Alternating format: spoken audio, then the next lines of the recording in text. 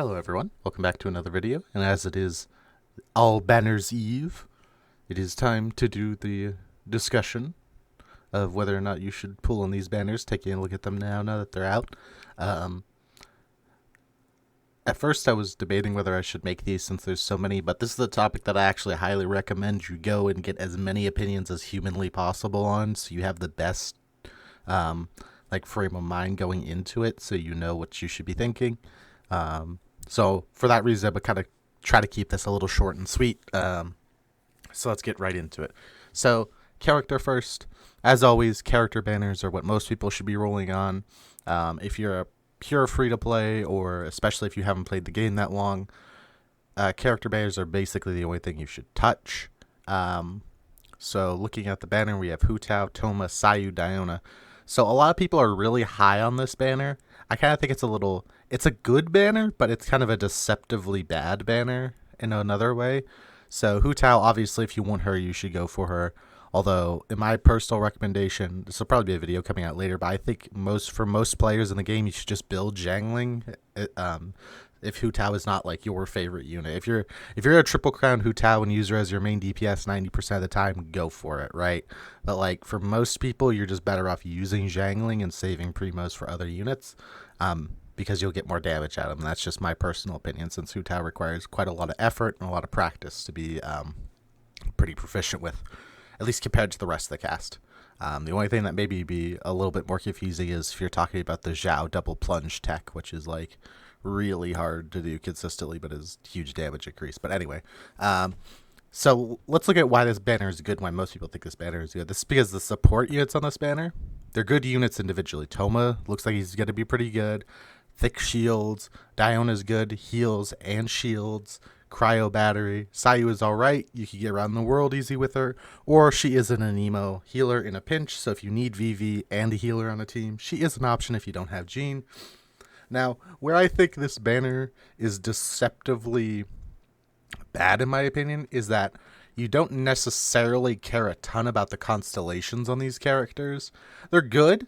Like Sayu's first constellation removes the HP requirement on her ultimate, so it'll do damage and heal you. Diona gets like some extra shield strength, and at C6 gets a 200 EM buff, which is nice. Homma, from his hangout we saw, is essentially just like energy management and cooldown with the 50% charge and normal attack on his C6, which is good, but the problem with support character constellations generally is they just kind of keep you alive. And for most of the player base, especially anybody who's still struggling to do stuff like Abyss or is just kind of barely beating Abyss, you need more damage. You don't need more survivability. You need more damage. So despite these characters actually being really good, they're really good because at C0, they're very usable. Whereas like if these were characters like her first banner, like Zhangling and Jingchu, obviously that's not really a good comparison because it's like the second and third best 4-star in the entire game. But like characters like that, sub DPSs get way more value out of their constellations because they add damage to them like quite a bit over time. So for that reason, this banner is kind of deceptively kind of meh. It's not awful, and these characters definitely do work good with Hu Tao, so you definitely won't regret getting them. But it's that if Constellations on 4 stars is still something you're really limited on, you would much rather get pickups like C2 Rosaria, C4 Zhangling, C6 Jingcho, C2 Beidou, stuff like that that's going to really pump your damage up versus stuff like this, which is just kind of nice support stuff until you get to these two C6 where you can play around the damage buff, but you have to get all the way to C6. So, and especially Homma being a new character, getting all the way to C6, you'd probably have to go 2 or 3 constellations deep on Hu Tao to do that. So it's something to keep in mind. Now, the weapon banner. Now, all right, let's talk about this. Weapon banners for free-to-play. This doesn't exist. Pretend this banner doesn't exist. Now, my low spenders out there. If you have been playing for a year, or 8 months, 9 months, and you have a ton of primos, and maybe you're willing to spend a little bit, this is definitely a banner that is worth considering because the weapons on it, the 5 stars on it are quite good. So no matter what you get, you'll probably use it. So, but even then, there's a serious argument to be made that you should just save your primos for later banners. I think if you want to pull in this banner, a couple of things you should consider is you need to have, obviously you need to have Hu Tao, but I would even recommend having another use for the spear beyond that, you know. And uh, Elegy is quite good, but it's quite good for specific teams and specific characters. So it's good for Hu Tao because one of actually Hu Tao's best support, this is kind of a sleeper, is an Amber with the Elegy of the End buff. Because she can basically insta-proc it and give Hu Tao, I think it's 100 EM and 20% attack, which is quite good. You could also throw like maybe an Instructor or a Noblesse on her, and just make her a very solid support for Hu Tao. But that's a very specific thing that you have to pull this weapon to do because it doesn't work without it. It's not a bad weapon. It's good on Venti. The rest of the cast, though, doesn't really want it. Let's look at these 4 stars here. Because despite the fact that realistically, again, much like the character banner, these are the only things you care about. These do sway the opinion more because you're probably gonna have to pull more on the weapon banner to get the weapon you actually want. The bow is just kind of meh. These new weapons, this bow and the spear here, essentially have the same effect as the greatsword, where the more energy on your team, the more damage the ultimates the characters use. So the bow is kind of meh because there's no real character that needs it, and any character that wants skill / burst damage, it can just use stringless, and it's much better. Sack sword is insane, obviously on Jingchu, Hu Tao's best support, so getting this and especially getting refinements on it is very good. So this is a very good weapon. The spear has the same effect as the bow. It's kind of eclipsed by the catch. You need to essentially already be using the catch and then not have something like Dragon's Bane.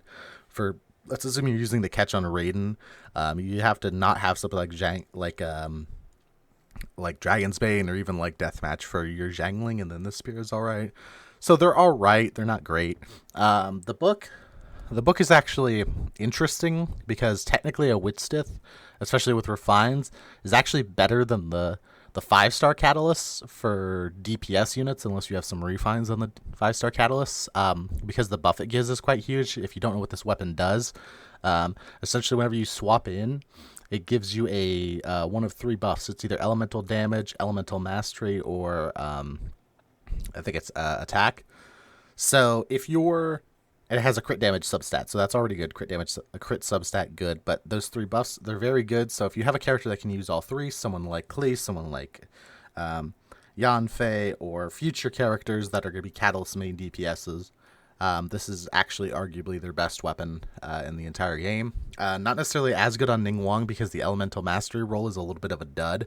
But especially at high refines, this can give you something like 320 elemental mastery and like 90% elemental damage. Like, it's a huge buff for 10 seconds. It is crazy.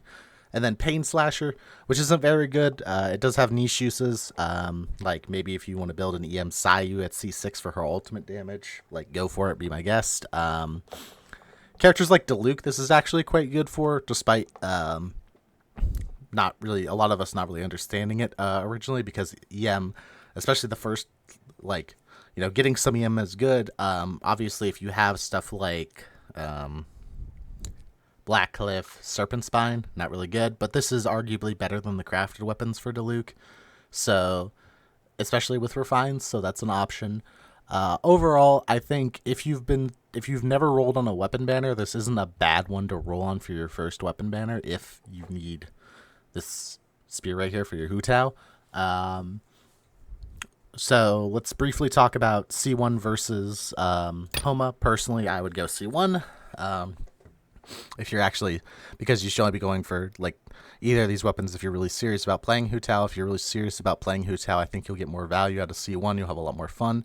But also going for C1 gets you the option to get my boy Telma here, which is going to be a good defensive support for her if you don't trust your gameplay to run shieldless.